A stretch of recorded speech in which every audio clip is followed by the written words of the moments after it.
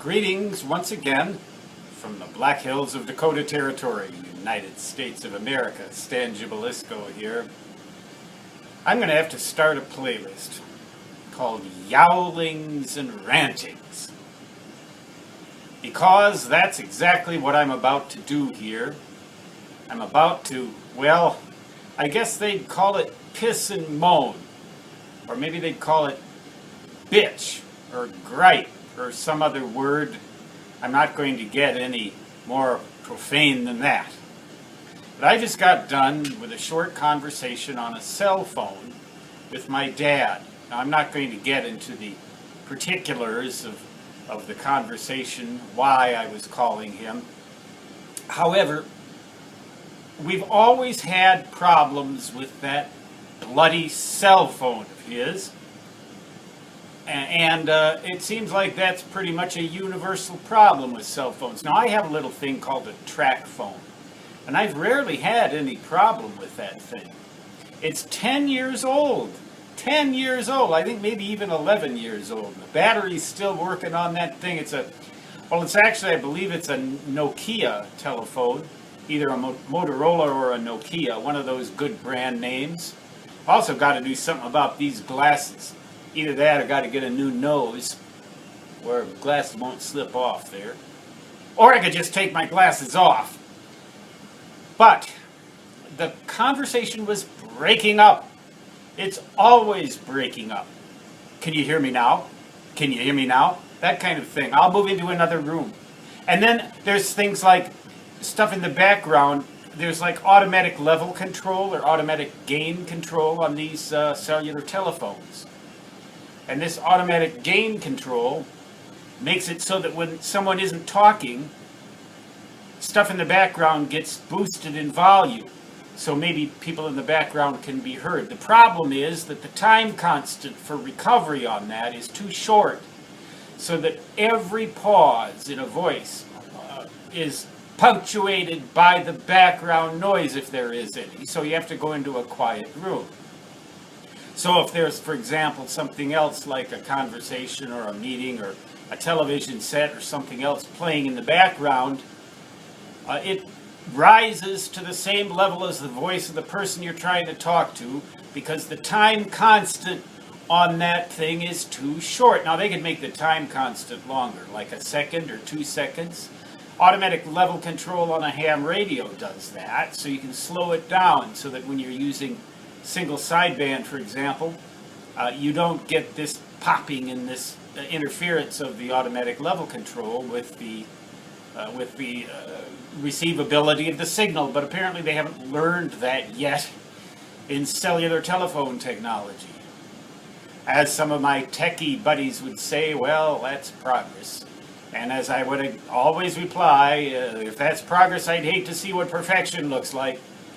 But anyway, they got a long ways to go before they'll reach perfection with these cellular phones. As a matter of fact, in a lot of cases, ham radio is easier to use than these cell phones are.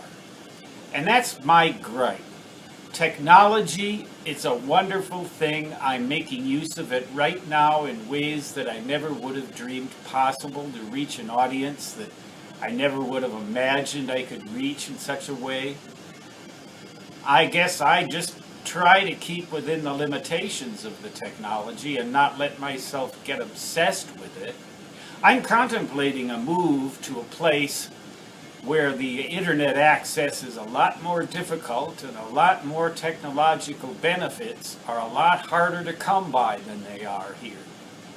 But oh, what a cool experience, what a cool place. I'm not going to divulge at this time what it is and what it's like. But I could have a dog, I could have some land. I'd probably have to buy a snowplow for myself. But what a cool spot.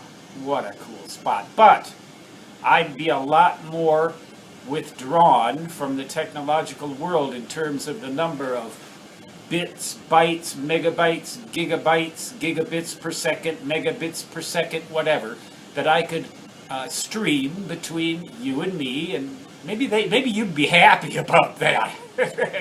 You'd have to look at my face and listen to my yowlings and rantings a lot less. Or you could always just tune me out. You know, I mean, you don't have to listen to me. I'm just an old fuddy-duddy full of baloney. Full of baloney. I've just got to dump that baloney on somebody once in a while. And right now, I'm really kind of dumping because I'm mad at that bloody cell phone. I told my dad, I said, I'm not going to call you on this thing anymore. I'm going to call you on your landline at home when you're there. And, you know, I'm just not going to contend with this anymore. It's too difficult to talk to you. It's harder than ham radio under marginal conditions. It's a struggle. It's a struggle. It shouldn't be like that. Remember the good old days when you could just pick up the phone and dial a bunch of numbers? And yeah, it cost a little bit of money, but you'd connect and you'd be able to talk to the person and you wouldn't have these problems with sudden disconnects, crossed lines, automatic level control glitches, breakups, and all this crap that seems to go along with digital technology that hasn't been engineered well enough for consumer use. But we as consumers seem to be opting for this and accepting this. And I suggest that we get a little tougher on the people who are providing these services for us. Maybe we'll have to pay a little bit more. But I guess nowadays, you know, the bottom line is if it's cheap, get it. Yep, you'll get what you pay for, all right. And I'm just not going to pay for that with my patience anymore. I've had it with that bloody cell phone. But my little track phone, you know, I got to renew the minutes every year, but that doggone little thing's still going. Get a good cell phone, say I. Shop around, check them out, look at the reviews maybe even. Although some of the reviews on places like Amazon anymore, some of them, they're more like blog entries than real reviews. But there's some gems in there. Get the ones that work the best. And my dad obviously didn't do that. But I can't fault him for that. I mean, the guy is 90 years old. I'll be lucky if I live that long at all. And he's pretty robust for 90. Hey, Dad, I know you can't watch this kind of stuff. You're not onto the internet. You don't know how lucky you are. You don't know how lucky you are, man. Well, I'll go through internet withdrawal up there in my little secret location that I may or may not go to. But if I do, I'm going to make a video sequence about it. I'm going to write a book about it. I'm going to share it all with you if I do it. Problem is, I guess I'm just a little too old and lazy. Maybe I will accept that bloody cell phone after all and live in grief forever after. Stan Gibilisco signing off from the Black Hills, soon to turn white. Dakota Territory, United States of America. Till next rant. So long.